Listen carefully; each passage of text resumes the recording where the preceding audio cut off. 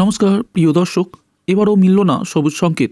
এখনও বাকি রয়ে গেল ইস্ট ওয়েস্ট মেট্রো ও মাঝেরহাটের কাজ।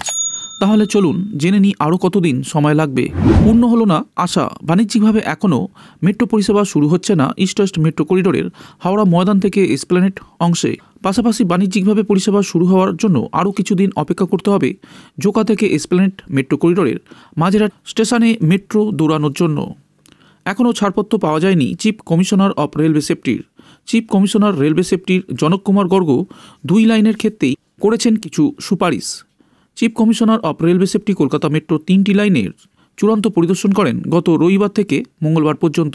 এরপর বাণিজ্যিকভাবে পরিষেবা শুরু করার অনুমতি পায় নিউ গড়িয়া থেকে বিমানবন্দর মেট্রো করিডোরের নিউ গড়িয়া থেকে রুবি পর্যন্ত অংশ। তবে এবারও ফের একবার পরিষেবা শুরু হওয়ার দিন পেছিয়ে গেল হাওড়া ময়দান থেকে এসপ্ল্যানেড অংশ এবং জোকা থেকে এসপ্ল্যানেড মেট্রো করিডোরের মাঝেরহাট স্টেশনের অংশ। মেট্রো সূত্রে পাওয়া খবর অনুযায়ী হাওড়া ময়দান থেকে এসপ্ল্যানেড অংশ পরিদর্শনের পর chief commissioner of railway safety বেশ কিছু পরামর্শ দিয়েছেন।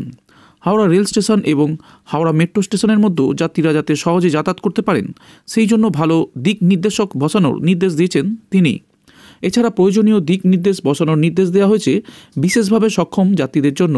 মনে করা হচ্ছে বিশেষভাবে সক্ষম যাত্রীদের এই ব্যবস্থার ফলে বেশ খানিকটা সুবিধা হবে। Chief commissioner of railway safety এই ধরনের কয়েকটি নির্দেশ দিয়েছেন মাঝেরহাট স্টেশনের ক্ষেত্রেও। কলকাতা মেট্রো কর্তৃপক্ষ জানাচ্ছে চিফ কমিশনার অফ রেলওয়ে সেফটির নির্দেশ মতো দ্রুত সব কাজ সম্পূর্ণ করা হবে। তারপর ফের আরেকবার চূড়ান্ত আবেদন করা হবে।